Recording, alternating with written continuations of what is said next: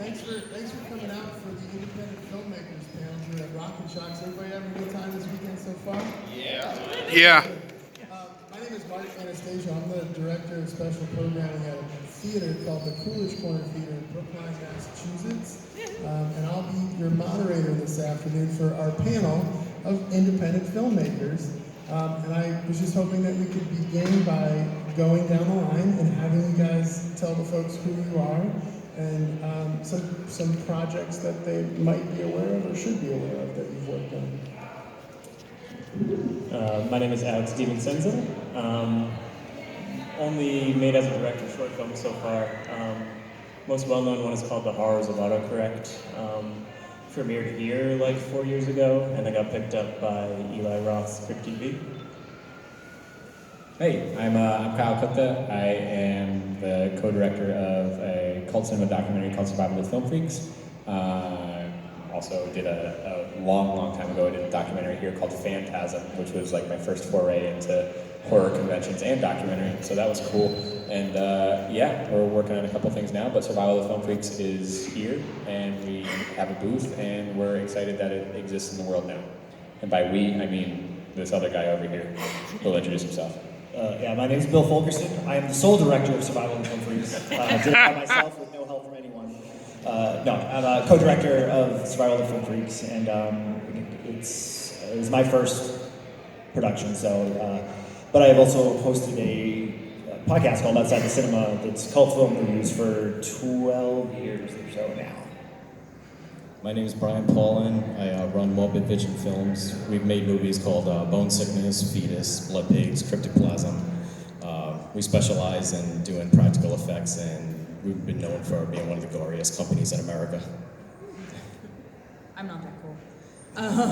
I am Andrea Wolanin, and I've directed M is for Mundane, Penta, Cleaning House, and my most recent one, From Within, is with Tristan Risk and Jennifer LaFleur.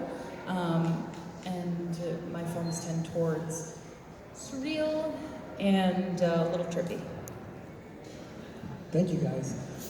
So everyone here is here because you're interested in independent film, is that correct? Fair to assume? So as we go on, if you have questions for our panelists, feel free to raise your hand and just jump right into the conversation. It would be a big help in extending our time this afternoon. So we've gotten to know everybody through these introductions, and I think now I want to talk about how each of you first got into, or either when you first knew that you needed to be a filmmaker, or what jobs you've had that sort of led you down this road to becoming filmmakers. I run a site called Broke Horror Fan currently, but I've been writing for like really small horror websites since I was in high school. And when I was in high school, to date it, I was on MySpace and saw a movie, local production called Beg, that had a bunch of like, horror actors from the 80s in it. So I messaged them and I was like, oh, could I come down and do like a set report? Thinking at the time that I wanted to be a journalist. And I was on the set for maybe 30 seconds and I was like, oh no, I'm an idiot. This is what I need to be doing. I need to be behind the camera making these, not writing about them. I still write about them. But that was the moment and kind of changed everything. Cool. For me, it was my grandmother and my grandfather really, they embraced me being creative, and they let me do these little haunted Halloween yards every year when I was like in elementary school. And obviously that doesn't translate into doing, well, not obviously, it doesn't translate into doing a job as an adult or even a teenager trying their first job. But I realized that like I wanted to tell some sort of story, and it was always horror related. So like horror was my introduction to film, and then I realized how important film is as a medium to tell stories, especially horror is able to tell a lot.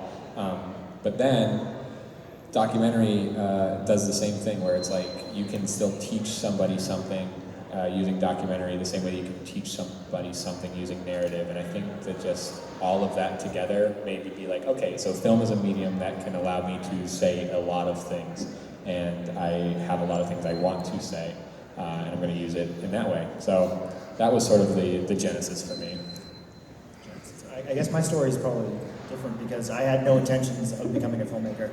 Obviously, I've always liked horror movies and genre flicks and smart film, but I started a podcast and we reviewed specifically called movies. So for me, it ended up being I got all these years of reviews and just, you know, different technologies and stuff, and I had an idea for a specific documentary, and that's kind of what got me to it. And I knew Kyle from his previous documentary, and we were friends, so I pitched it to him, and he was like, yeah, cool, and then we made a documentary. And then I'm like, cool, we can do this again. So we're making another documentary. And that's kind of like how I guess I got bit by it in a very different way.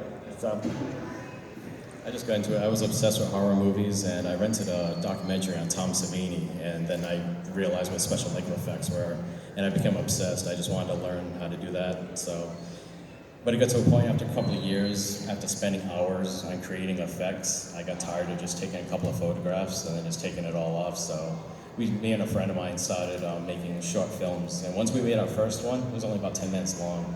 Just having that finished film and showing it to friends, we got addicted right away. So we got into the storytelling side of it. So it went from starting with just the effects to then the focus became more on making movies.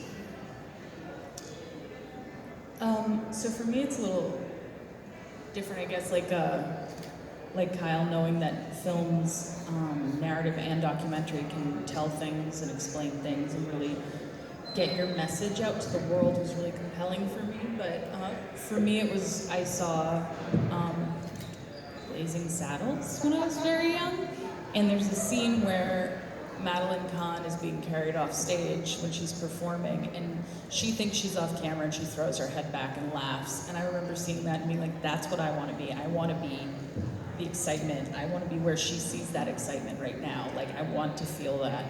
And just the more I got into it, the more I knew I loved it, the more I knew this was right and this was the place. And I've always loved telling stories, and I started out writing when I was very young, and then it sort of evolved from there for me. And I got involved specifically in horror in 2012. I started working on a documentary with a local film crew at Wicked Bird Media, and around that time they had the call for ABC's of Death 2, and we came up with M is for Mundane, which was their open call was for the letter M, and it's been history since then. Cool. So I think DIY was part of this panel description, which is do it yourself. So I was wondering if you guys could each perhaps tell a DIY story from your filmmaking. I don't know. How about like the example of do it yourself that was most eye-opening to you? Like, oh my God, I can't believe that I just had to do this in order to get my film made.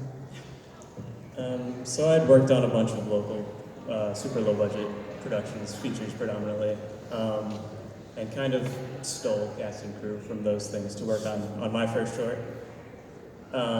So production-wise, I kind of got a lay of the land and realized what happened, but when it came to post-production, didn't really have any idea what to do. So I kind of just taught myself how to edit, and now I make a living as a freelance editor. Wow. So.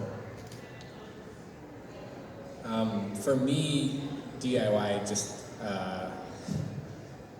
I've always sort of tried to just do things myself because I hate asking for help, which is a problem, a lot, especially in filmmaking.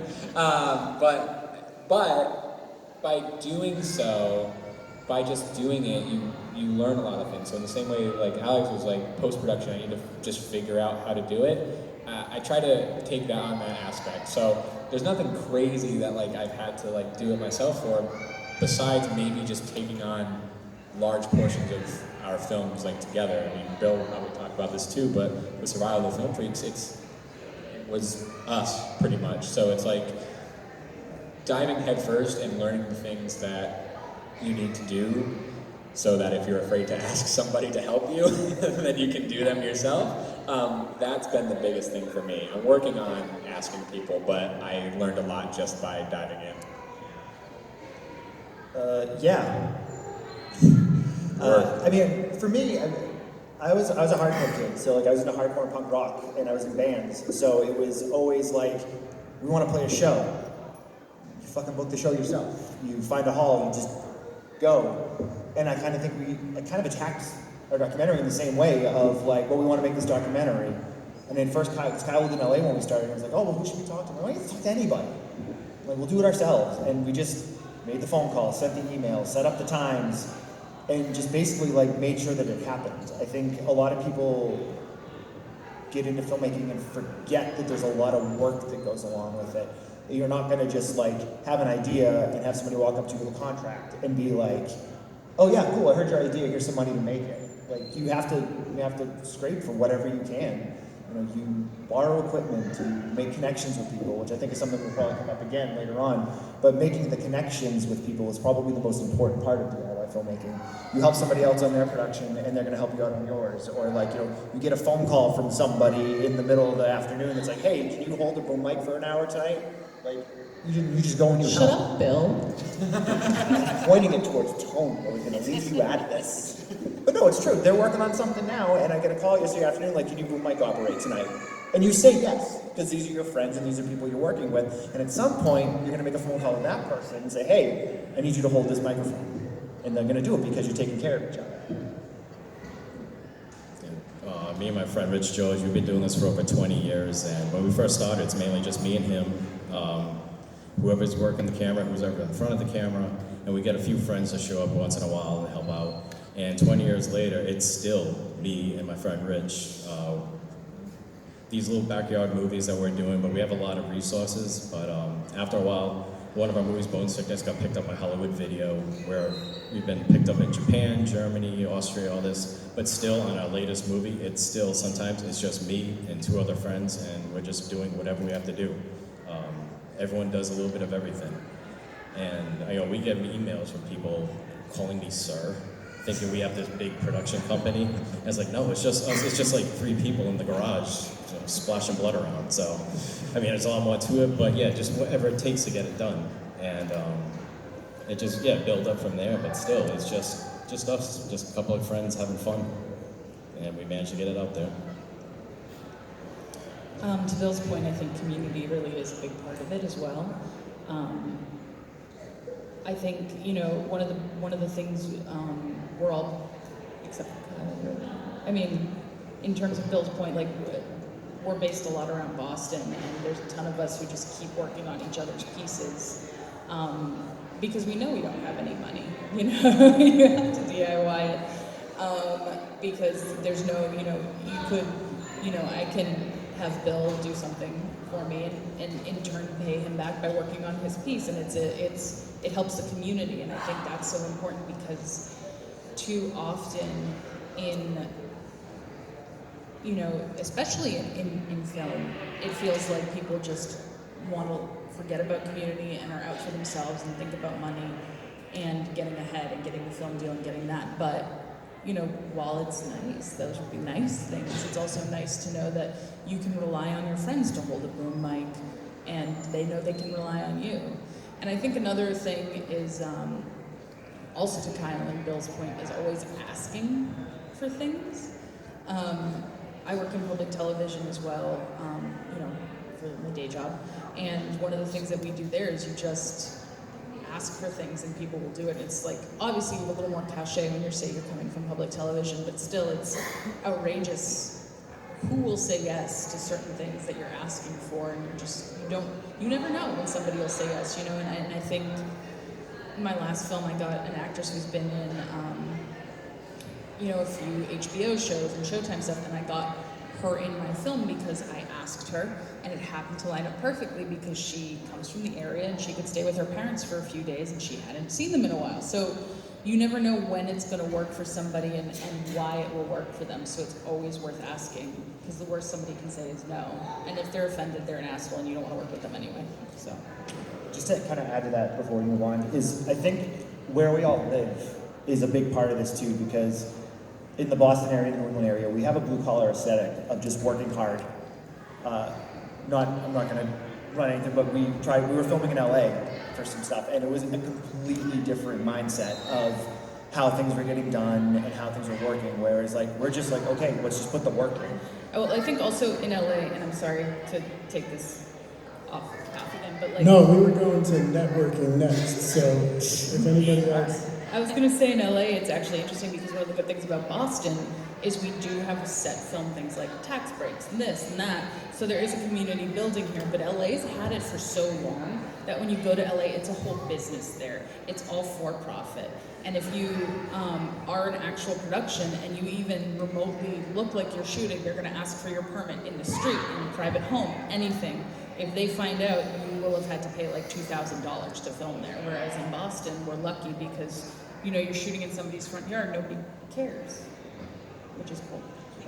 But on like the flip side of that, everybody cares in the same way. Not the people who would like shut it down don't care, but the people who would maybe want to help or like would maybe benefit or just generally interested. Nobody cares to shut it down. Yeah, right. And then like everybody cares of like, oh cool, this is happening. And then by doing that, you might loop more people into your community, to your workforce almost by doing so.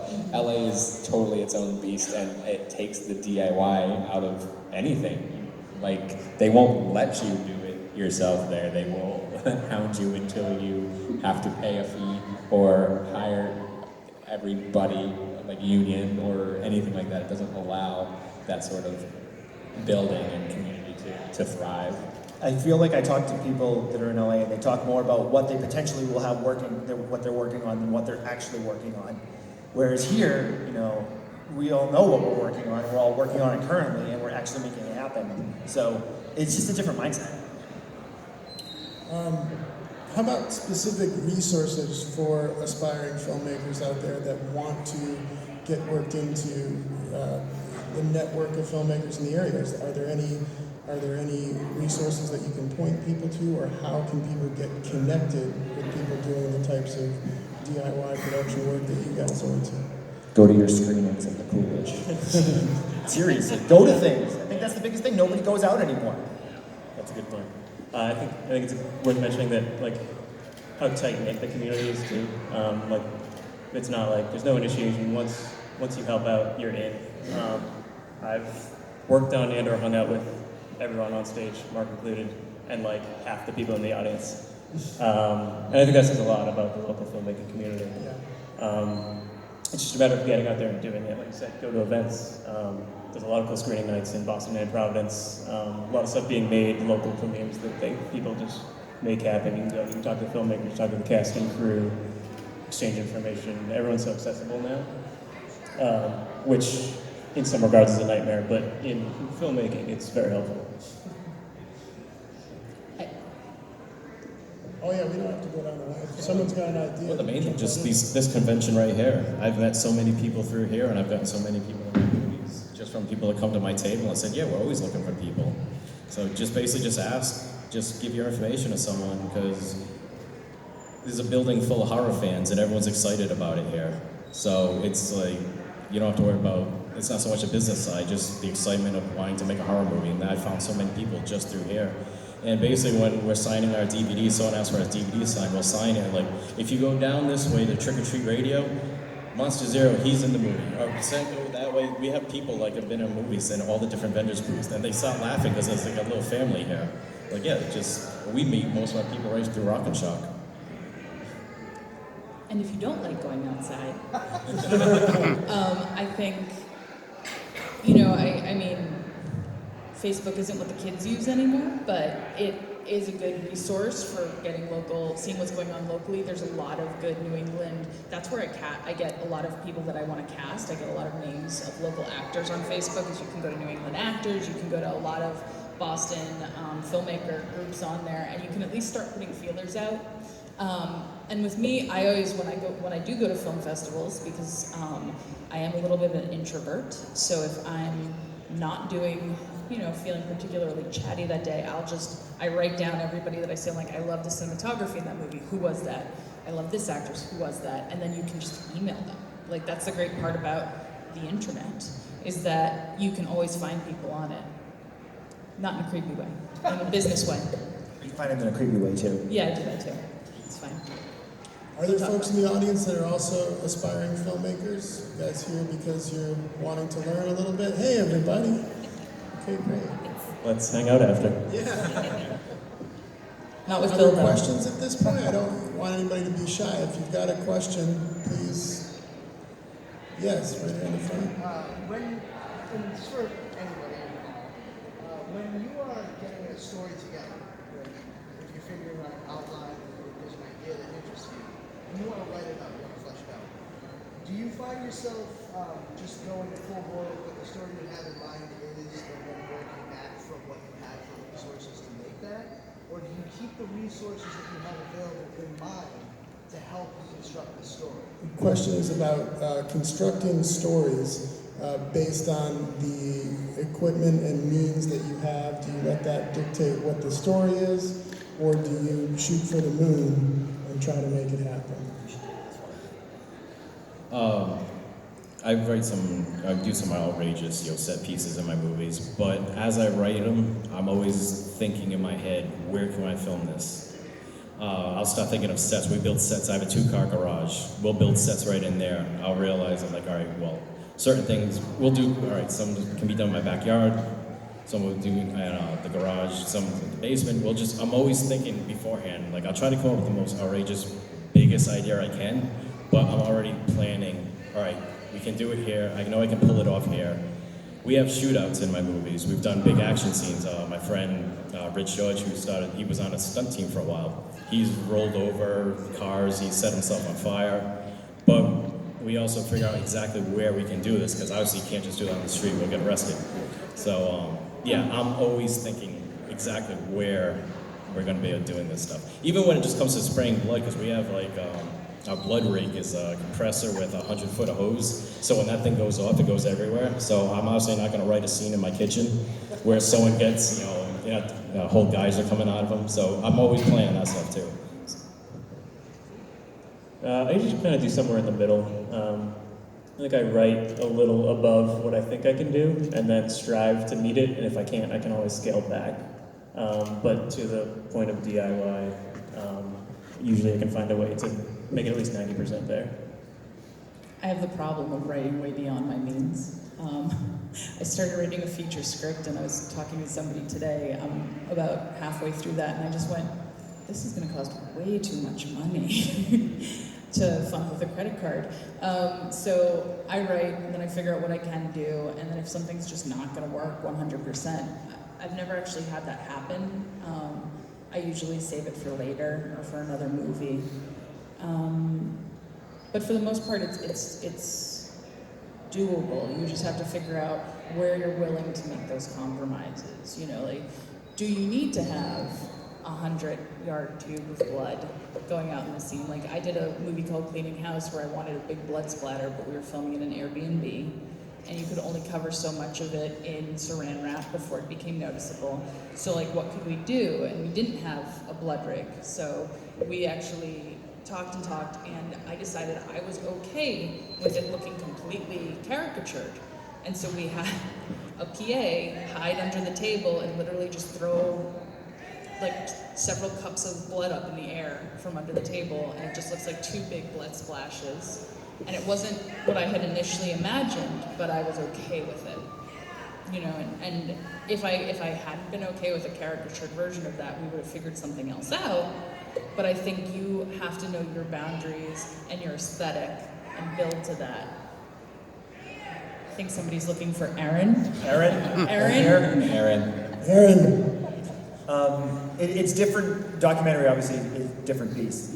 And Kyle and I work as a team, so it's kind of like usually I have a giant info dump where I just write everything, and I give it to Kyle and I say, hey, can you make this into a story? But documentaries evolve differently than a narrative when you're making it. A lot of times you set out to, this is my story, it's going to go A, B, C, and then you start filming and all of a sudden EFG shows up and you're like, oh, I didn't expect that.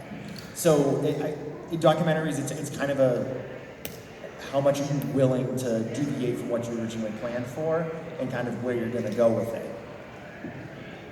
Yeah, I sort of feel the same way that Alex does. It's like I get somewhere in the middle because DIY is such an important. I'm not writing to sell to somebody who's gonna do what they can with it. I'm writing because I know I need to make this one thing, and I need to do it myself for the time being. So it's like it's somewhere in the middle where it's like I want it to be this, and I'm gonna do all I can to make it this, but I have a couple like backup plans or some thoughts just to like some plan Bs for particular set pieces or locations or things like that.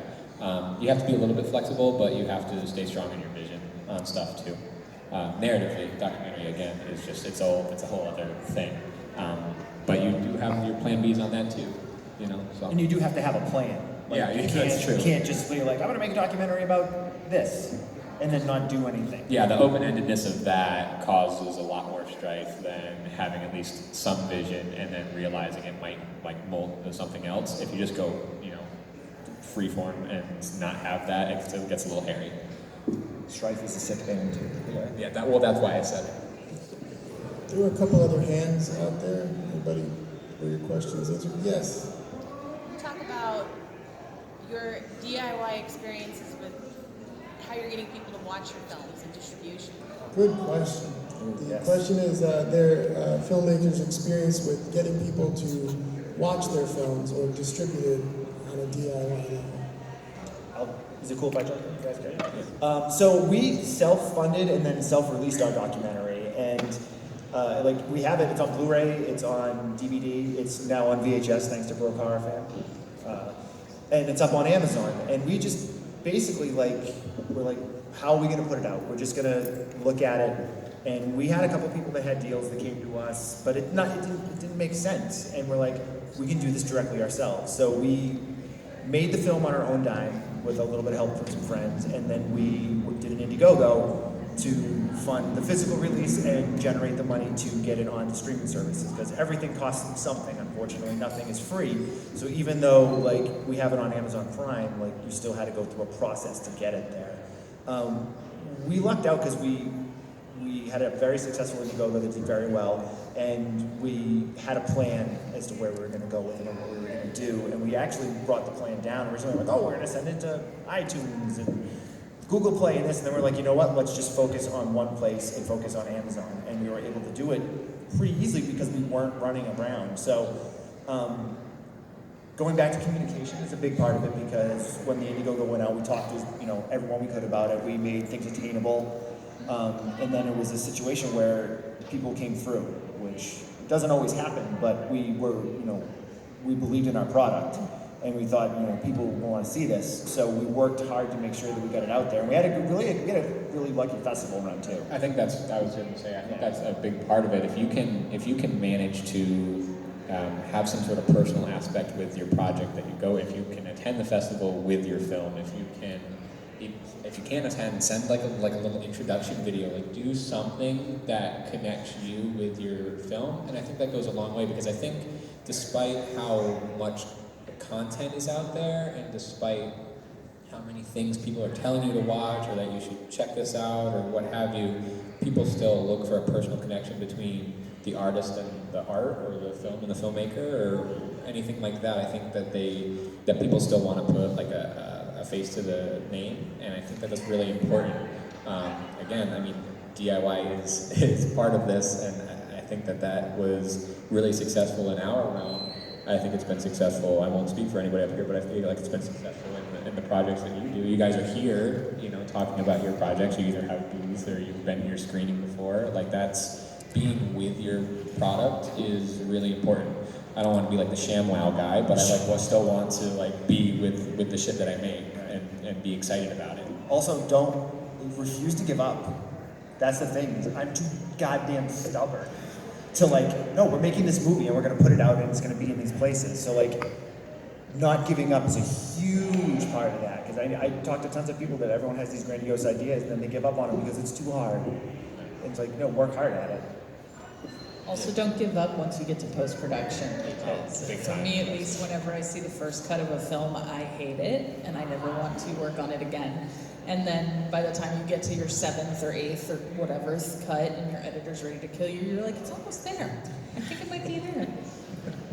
Yeah, that's a big one. Seeing it, because you have to separate the experience from what the actual product is going to be, and that's really hard sometimes because it's never just like a continuous like linear flow. It's really difficult, and it really changes in time. So stick with it, stick with your vision, and that's a huge thing to be a part of, and that makes for a successful thing if you don't give up on that end product. Yeah, definitely don't give up. It took us forever before people started noticing what we did. We had about 4 different movies out, and what got us noticed finally was just signing with a certain distributor that put out these really, extreme graphic horror films. So once we got signed, people were like, "Oh, what's up with these guys? Why are they with them?" So that gave us interest, and finally. How did you get that distribution? Actually, my ex-wife, she actually wrote to him asking about one of their movies, when's it coming out, and she happened to use the business email. So he looked us up, saw the movie we were doing, and he's like, "Hey, what's up with this movie?" And he asked for it. But we had already self-distributed for about a year. He's like, "Well, you've already been selling it for a year." I'm like, "Well, we'll add more stuff to your version." So we kind of had to cater to them, but it was something I wanted to do anyways, because the rough cut, I should have fixed some stuff. So that's how we finally got noticed in like the underground horror community. There was just a matter of being associated with that label, and it just grew from there. And of course, just to get people to see it on Facebook is probably the best tool right now to get people's attention. And if your movie's good enough, people will find it. Word of mouth is one of the best things probably on social media.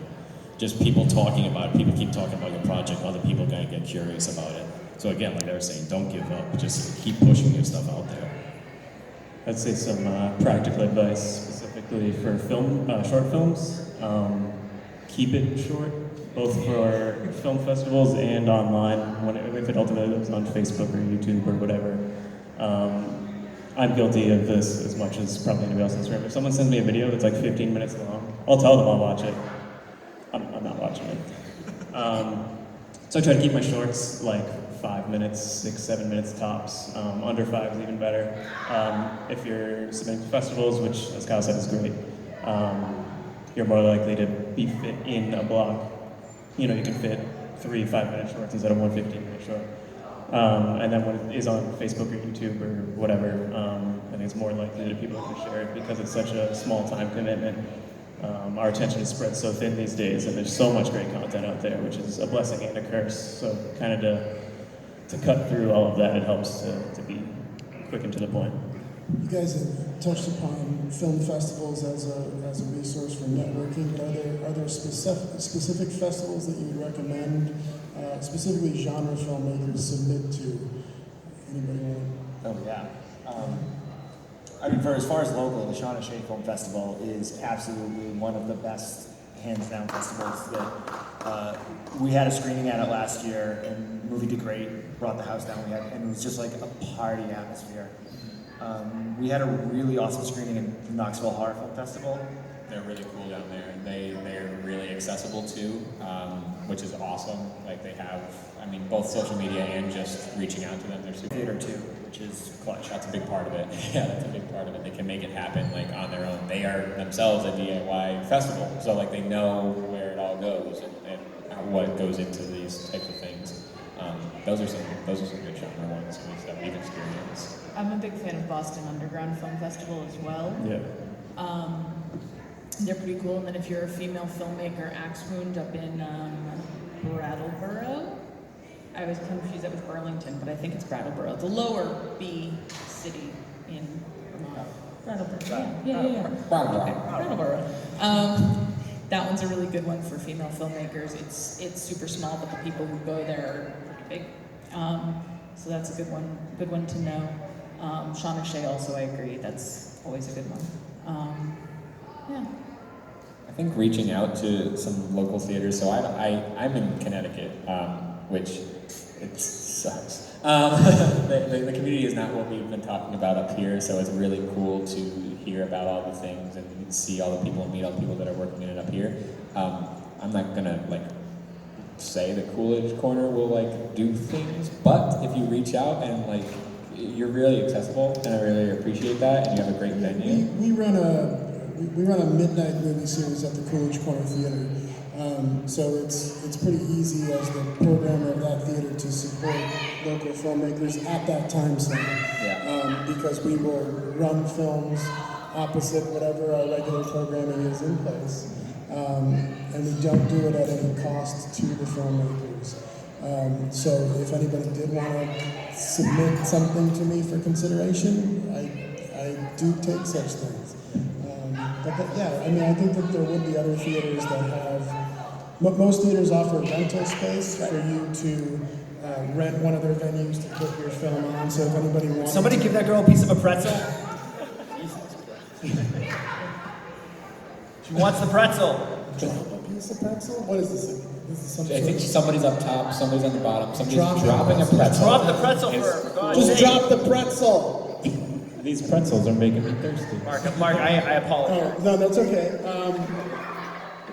But yeah, I mean, aside from submitting to film festivals, if your submission was declined or if you get a rejection notice, that's going to happen. But if you still wanted to put your film on in a theatrical setting, look for your local art house theater. If you don't have an art house theater, just look for spaces where you could put on a little premiere for yourselves and invite people from the community to come and see your movie.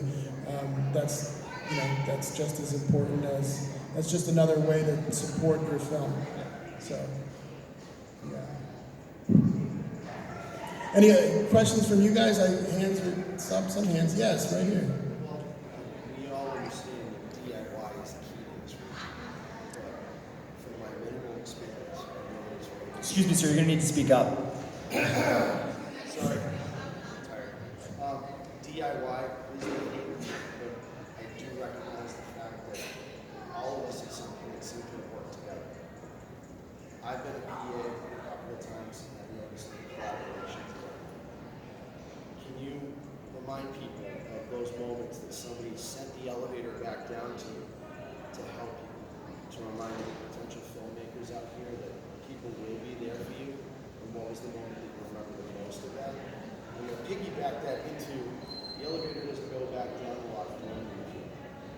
How many more times and what other ways can we do to facilitate many of our great female artists to be able to come back and have an even playing field for them?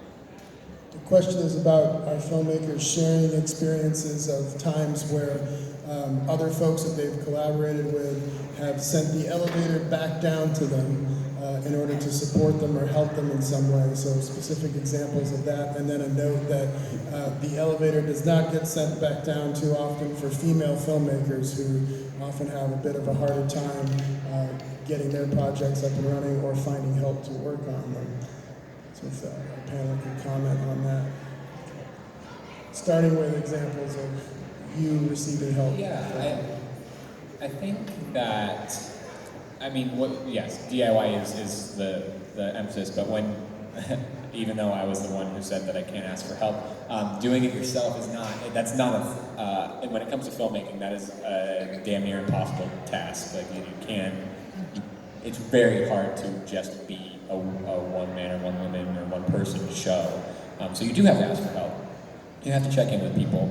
I think that by nature of where we are, it's been really beneficial because we are in a community of people who still have that enthusiasm, who aren't jaded about working on films or other art projects. Like, I think the experiences that I've had here have been more beneficial than the experiences I've had in Los Angeles, where it's like everything sort of comes at a either fiscal cost or a emotional or like supportive cost, where here it all feels very genuine and kind. So then on the topic of helping our female filmmakers or even other filmmakers who don't really get that opportunity, just keeping your eyes out, maybe going to things like Act Wound or going to these events that are helping filmmakers in the minority or who have not been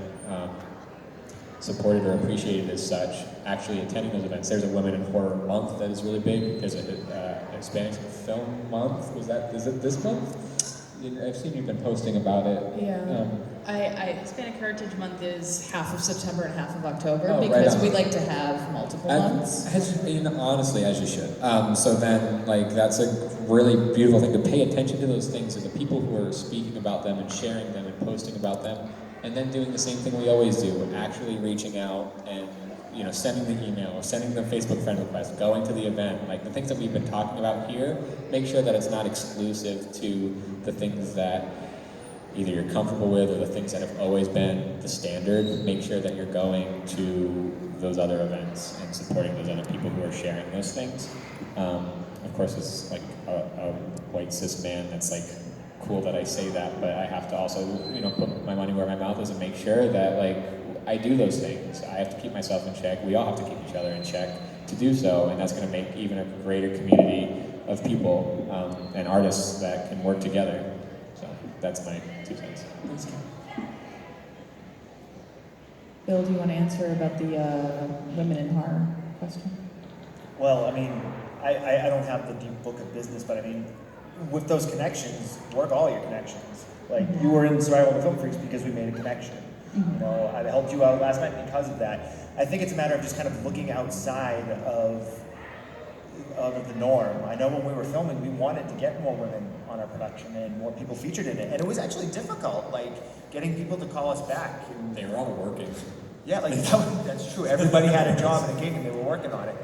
But I think it's a matter of just, like, looking past your own nose at the same time. We're talking about connections, but it's the type of thing where just, like, ask around. Who's good, who's good at what? And opening your mind to things you might not think about, I guess. Maybe the best way to kind of look at it. I feel like sometimes we talked about our community and making sure we're helping each other out, and now I'm telling you guys to look outside of our community. But like, ask around, who's good at what? If you see a film that you know was made by a female director and a female producer, and like you got that crew, take note of those names. Check out what else they've worked on, who else they've worked with, and kind of open that kind of like family tree up, I guess. Like, go past that first branch, because there's a lot of female artists out there are killing it on stuff now. I think the best stories I've seen in the last probably year are coming from female filmmakers, which I don't think it was like that 5 years ago, because I don't know whether people were ready. I should say that they weren't ready, they weren't willing to kind of like that old guard, loosen the grip a little bit, I guess. Am I off base? I'm sorry. No, I mean, I think you're close to on base. And I think while we do have a good community, the community isn't just who's presently working on things with you. The community is who's in your area who wants to work on things.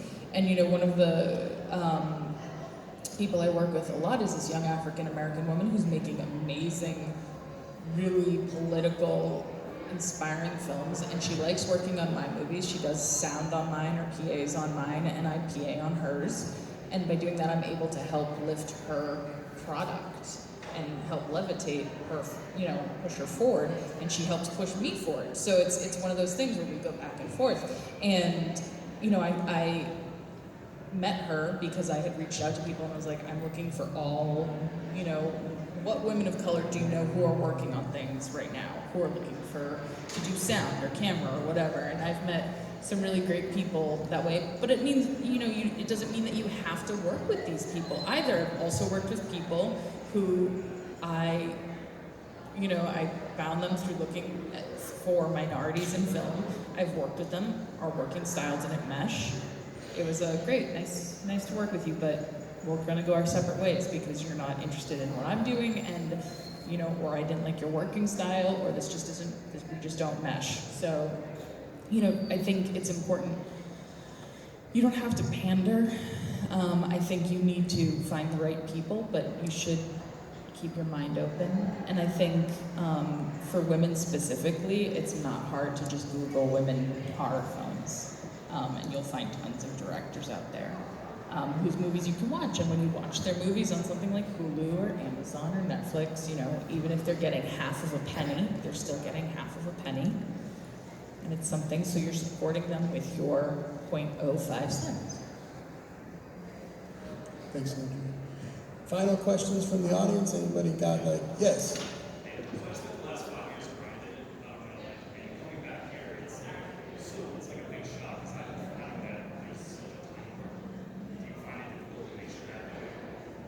The question is about the difficulty in making stuff happen here in the Boston area after having returned from LA.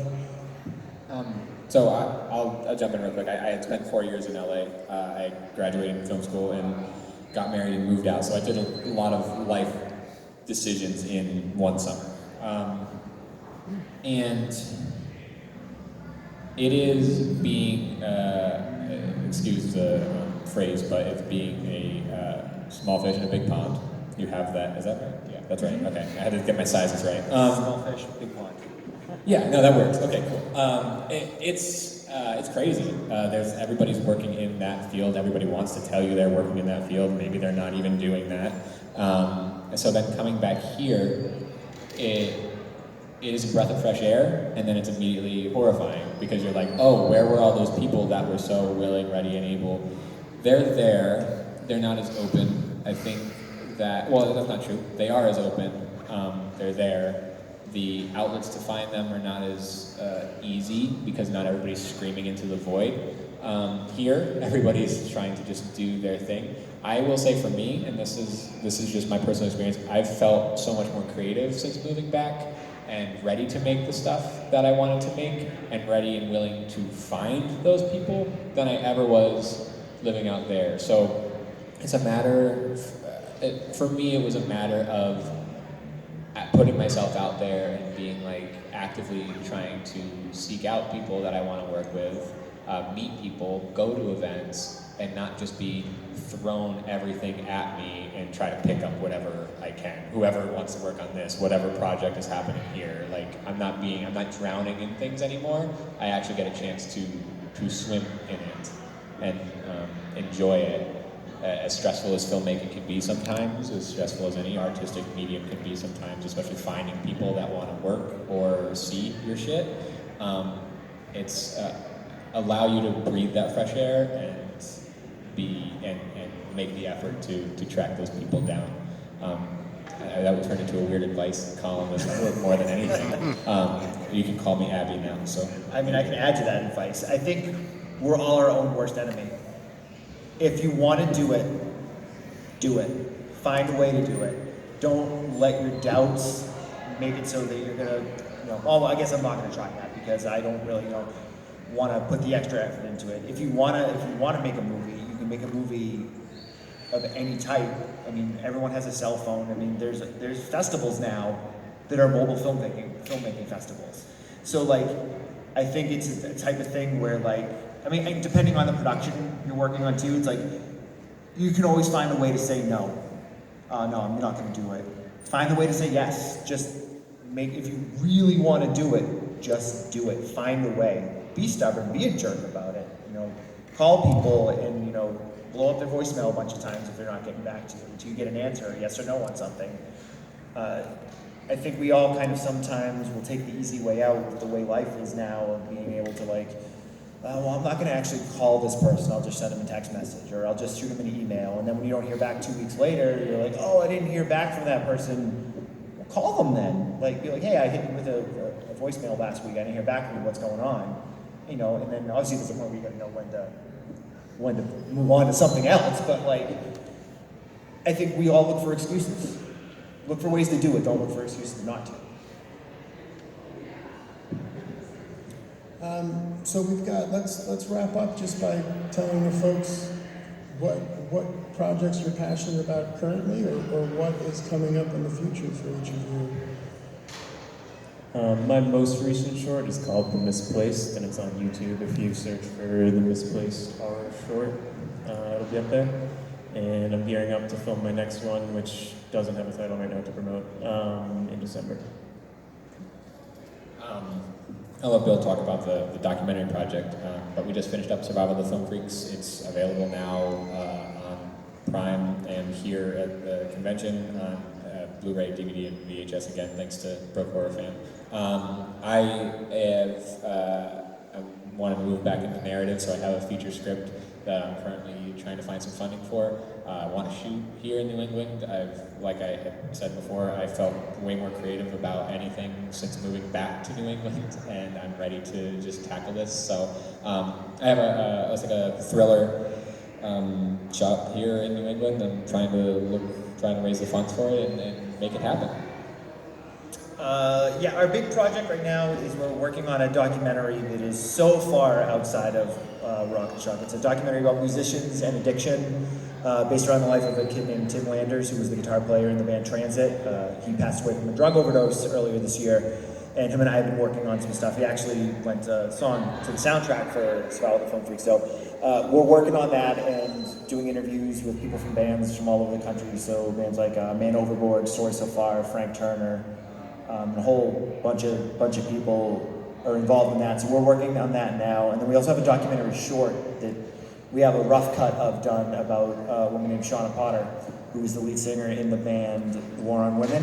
And if you guys don't know who War on Women is, they are like a feminist hardcore punk band that are super outspoken about their beliefs, and she's a super interesting person. She just wrote a book called Safer Spaces, which is about women being able to be, out and not have to worry about bad things that'll happen to them, and how to address those situations when you do. So that's going to be dropping probably before the Tim Landers documentary.